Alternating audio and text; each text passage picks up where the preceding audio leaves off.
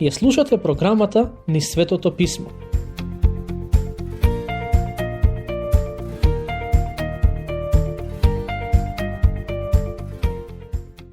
Драги пријатели, ќе продолжиме таму каде што застанавме во претходната епизода. Кај стих 8 од втората глава на посланието до Ефесјаните.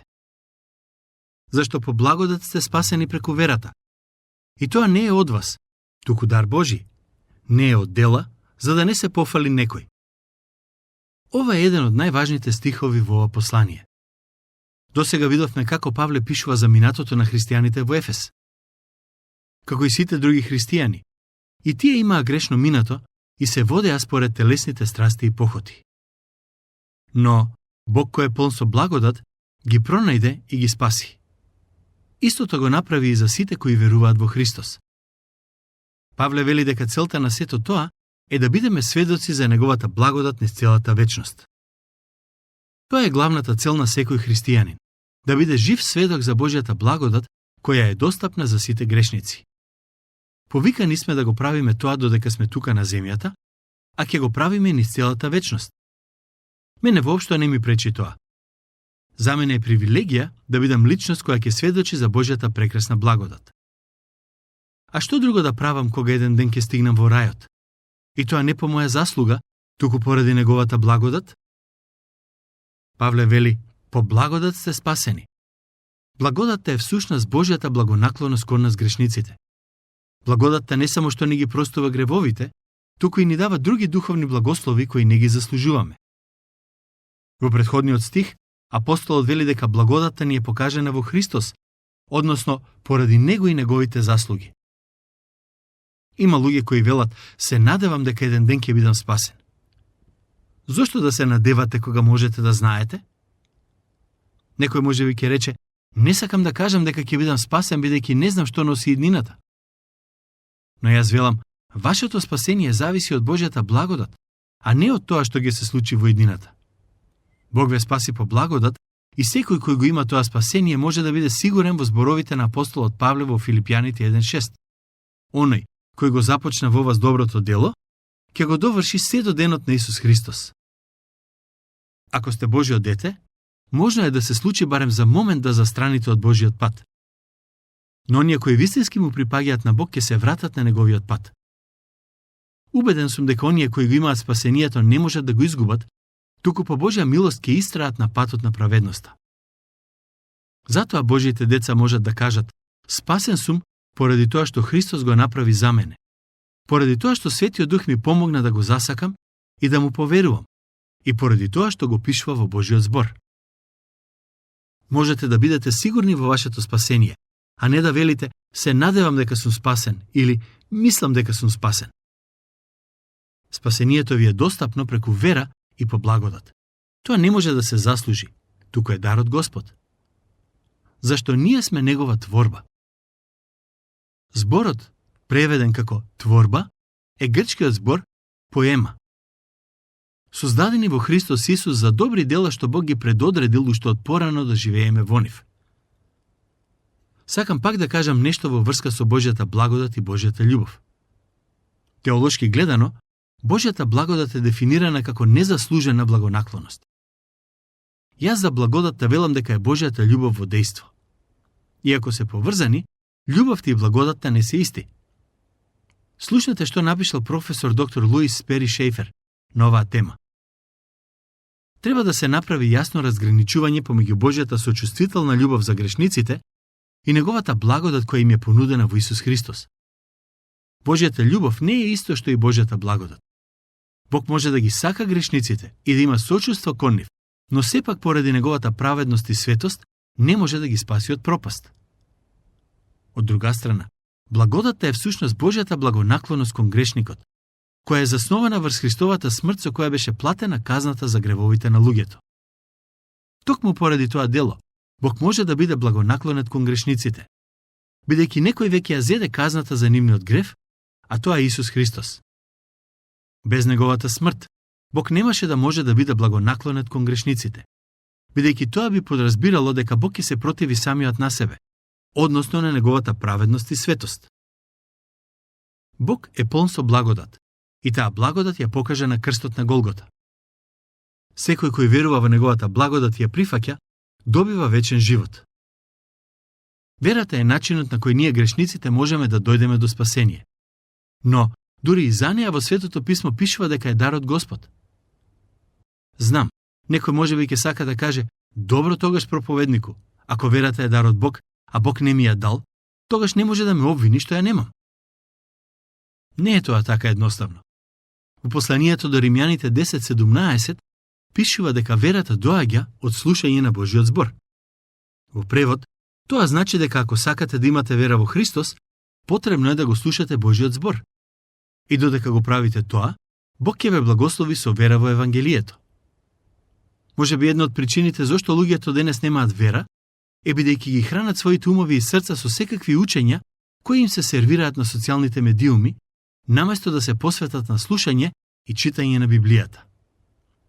Така што, сакам да знаете дека никој не може да даде изговор во однос на своето неверие. Особено денес, кога живееме во време кога ни се достапни толку многу информации.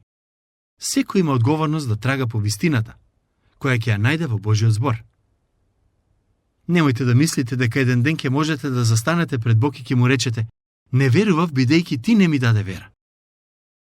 Проблемот на поголемиот број луѓе денес не е дека не можат да имаат вера, туку дека не сакаат да престанат да ги практикуваат нештата кои ја задушуваат верата и не ѝ даваат можност да обстои. Ако сакате да се ослободите од гревот, ако сакате да престанете да живеете себичен живот, ако сакате да престанете да живеете за овој свет и неговите изопачени вредности, дојдете кај Христос. Барајте го Христос и тој ќе ви даде вера и спасение. Искрено, преку глава ми е од оние луѓе кои велат дека не можат да веруваат во Бог поради интелектуални причини. Проблемот не е во интелектот, туку во моралот. Луѓето не сакаат да веруваат во Бог, бидејќи тој ќе ги соочи со нивните гревови и од нив ќе бара промена. Тоа е проблемот за голем број луѓе. Не можете да верувате во Бог и да продолжите да ги практикувате вашите омилени гревови и пороци. За голем број од луѓето тоа е главната причина поради која не сакаат да се посветат на верата. Да се вратиме на верата и нејзината поврзаност со спасението. Новиот Завет јасно не поучува дека само преку вера можеме да се спасиме. Познатиот проповедник Чарлс Спрџан рекол: не те спасува радоста, туку Христос. Не те спасува ниту верата во Христос, иако е потребна за спасение, туку Христос, неговата крв. Неговата смрт и воскресение се причината поради која ти денес можеш да го добиеш спасението. Кога Павле им вели на христијаните во Ефес дека спасението се добива по благодат, а не според дела, со тоа сака да им каже дека спасението е дар и никој не може да рече дека го заслужил на каков било начин. Планот за спасение и неговата реализација се целосно Божи. На нас останува само да го прифатиме или да го отфрлиме тоа што Бог ни го нуди. Затоа немаме никаква причина да се фалиме со своите дела или заслуги. 10 стих е еден од поинтересните. Во него Павле вели дека ние сме Божја творба. Повторно ќе го прочитам.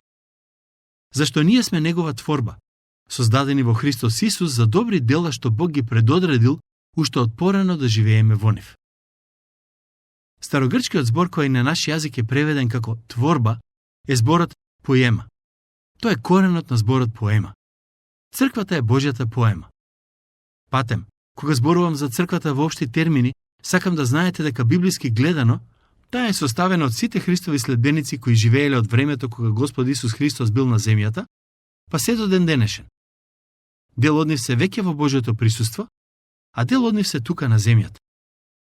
Оние кои му ги пределе своите животи на Бог се Божјата творба, односно неговата поема. Зошто Бог не спаси? Стихот вели за добри дела што Бог ги предодредил уште од порано да живееме во нив, односно да живееме побожно и со тоа да му донесеме слава на Бог. Како Христови следбеници ние сме повикани да го живееме животот на таков начин, што преку нашите зборови и дела ќе му оддадеме слава на Бог. Токму тоа е главната тема на вториот дел од ова послание, односно на вторите 3 глави. Ќе ги прочитам следните 2 стиха. Затоа помнете, вие, кои некогаш по тело бевте незнабожци и наречени необрезани од така наречените обрезани со телесно обрезание, правено со раце, дека во на време бевте без Христос, одстранети од општеството на Израел, без право на учество во заветите на ветеното, без надеж и безбожници во светот.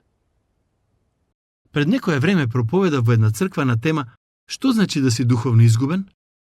Овие стихови беа основата за мојата проповед. Што значи да си духовно изгубен? Во стихот ни се откриени неколку нешта за нас, неевреите. Прво, дознаваме дека бевме одстранети од општеството и благословите кои му беа дадени на Израел.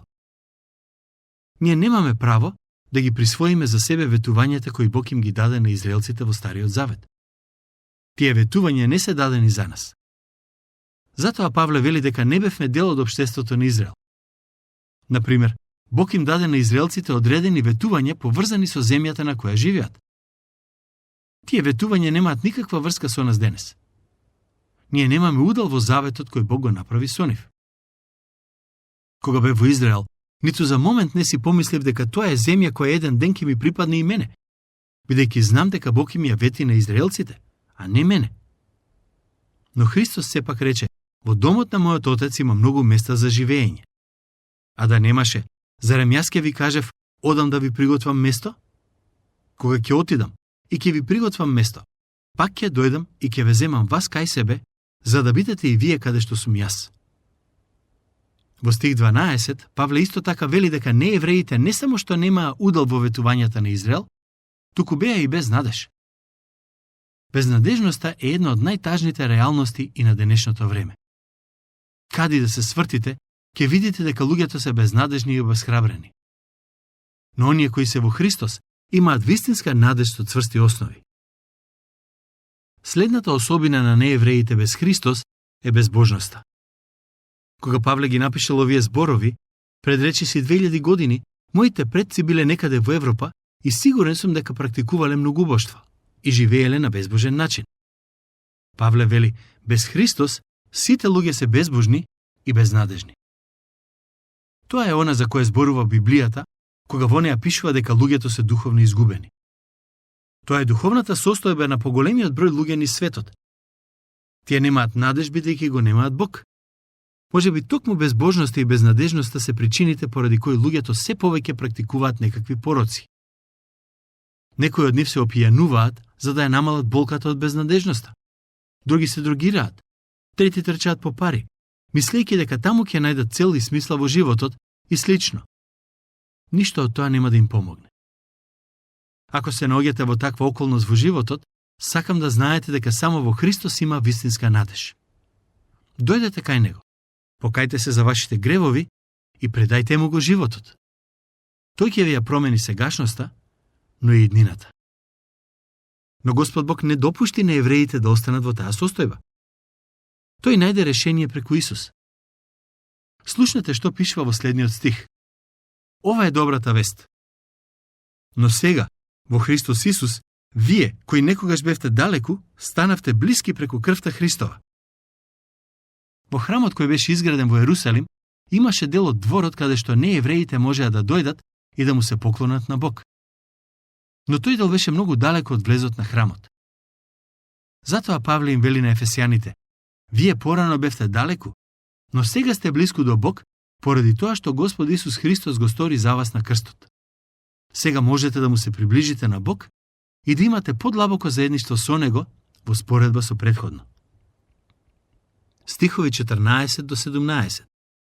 Зашто тој е нашиот мир, кој од двата народи направи еден и ја разруши преградата што беше меѓу нив, откако со телото свое го уништи непријателството, а законот на заповедите и одредбите ги обессили, за да создаде во себе од двата еден нов човек, воспоставувајќи мир и обата во едно тело да ги помири со Бога преку крстот, откако го уништи непријателството во себе.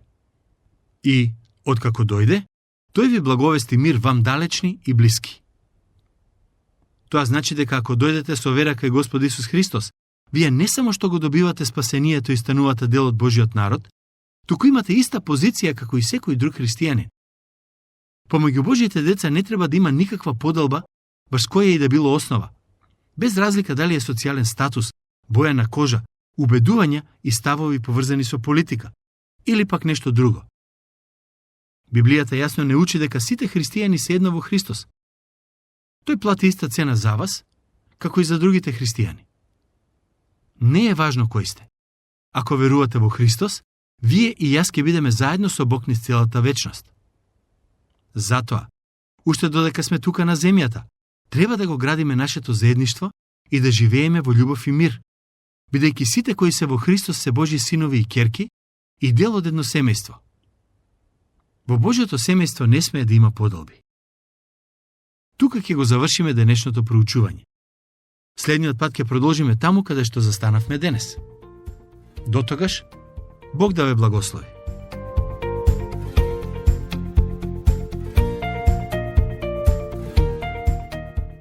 Слушнавте емисија од програмата Низ Светото Писмо. Можете да не слушате и преку мобилна апликација на нашиот YouTube канал и на сите познати подкаст платформи, како што се Google, Apple и Spotify. Ако ви се допаѓаат нашите програми, споделете ги и препорачајте ги на вашите пријатели. Бидете слободни да оставите свој коментар или да ни пишете на нашата имейл адреса nizsvetotopismo@gmail.com. Следете ги нашите страни Низ Светото Писмо Македонија на Facebook и Instagram. Емисиите од оваа серија можете да ги најдете и на нашата веб страна ttb.twr.org.